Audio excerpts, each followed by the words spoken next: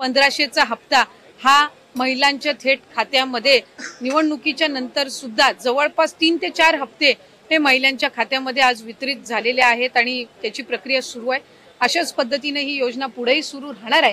योजनेला यशस्वीरित्या राबवण्यासाठी जी काही तरतुदीची गरज आहे दर महिन्याच्या लाभाकरिता ती या अर्थसंकल्पामध्ये झालेली। मार्च महिन्यापर्यंतचा जो हप्ता आहे तो अर्थसंकल्पाच्या आधीच वितरित झालेला आहे आणि ही जी तरतूद आहे ही पुढच्या महिन्यांपर्यंत आहे।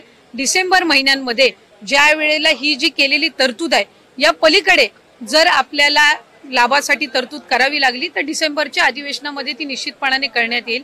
36,000 कोटींची तरतूद जी आहे पहिल्या वर्षाचे 3 महिन्याची तरतूद ही आधीच उपलब्ध करून दिलेली आहे।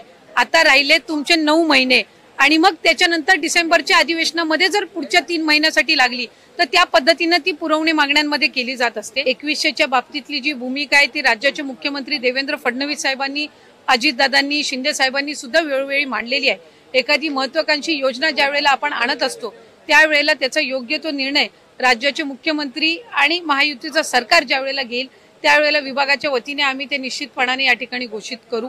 आज 1500चा लाभ देत असताना सुरुवातीला तर विरोधक म्हणायचे की हे 1500 पण तुम्हाला मिळणार नाहीत, पण त्यानंतर आम्ही ही योजना यशस्वीरित्या राबवली। त्याच्यानंतर म्हणायचे की निवडणुकीच्या नंतर ही योजना बंद होणार, पण आज 2,52,00,000 महिलांपर्यंत आम्ही हा लाभ त्या ठिकाणी पोहोचवत आहोत आणि आज 36,000 कोटींची जी तरतूद अर्थसंकल्पामध्ये करण्यात आलेली आहे जेणेकरून ही योजना अशाच पद्धतीने पुढे सुरू राहावी। त्यामुळे आम्ही कुठलाही महायुतीच्या सरकारने लाडक्या बहिणींना दगाफटका दिलेला नाहीये। 2100चा योग्य तो निर्णय जाहीरनामा किंवा एखादा ज्या वेळेला तुम्ही वचननामा असतं तो पुढच्या 5 पंचवार्षिक या संबंध या याच्यातून दृष्टिकोनातून तो ठेवलेला असतो। त्यामुळे त्या बाबतीतला योग्य तो निर्णय हा महायुतीचं सरकार हे निश्चितपणाने घेईल।